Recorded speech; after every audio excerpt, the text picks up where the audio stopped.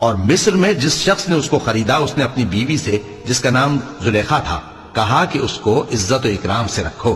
عجب نہیں کہ یہ ہمیں فائدہ دے یا ہم اسے بیٹا بنا لیں۔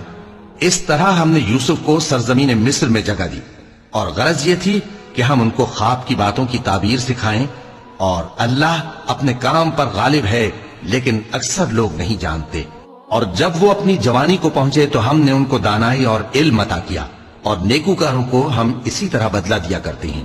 اور جس عورت کے گھر میں وہ رہتے تھے اس نے ان کو اپنی طرف مائل کرنا چاہا اور دروازے بند کر کے کہنے لگی، یوسف جلدی آؤ۔ انہوں نے کہا کہ اللہ پناہ میں رکھے، وہ یعنی تمہارے میاں تو میرے آقا ہیں، انہوں نے مجھے اچھی طرح سے رکھا ہے، میں ایسا ظلم نہیں کر سکتا، بے شک ظالم لوگ فلاح نہیں پائیں گے۔ اور اس عورت نے ان کا قصد کیا اور انہوں نے اس کا قصد کیا۔ اگر وہ اپنے پروردگار کی نشانی نہ دیکھتے تو جو ہوتا سو ہوتا۔ یوں اس لیے کیا گیا کہ ہم ان سے برائی اور بے حیائی کو روک دیں، بے شک وہ ہمارے چنے ہوئے بندوں میں سے تھے۔ اور دونوں دروازے کی طرف بھاگے، آگے یوسف پیچھے زلیخا،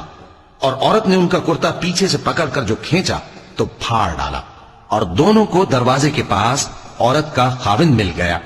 تو عورت بولی کہ جو شخص تمہاری بیوی کے ساتھ برا ارادہ کرے اس کی اس کے سوا کیا سزا ہے کہ یا تو قید کیا جائے یا اسے دکھ کا عذاب دیا جائے۔ یوسف نے کہا،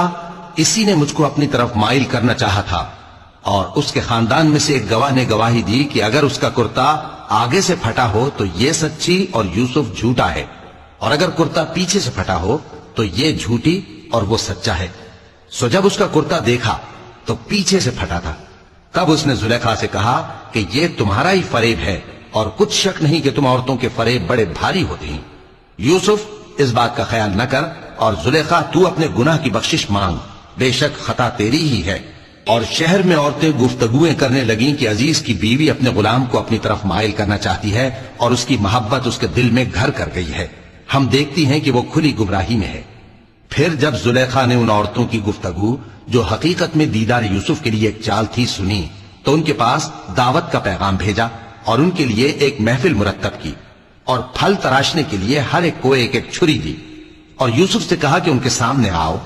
جب عورتوں نے ان کو دیکھا تو ان کا روب حسن ان پر ایسا چھا گیا کہ پھل تراشتے تراشتے اپنے ہاتھ کاٹ لیے، اور بے ساختہ بول اٹھی کہ اللہ پاک ہے،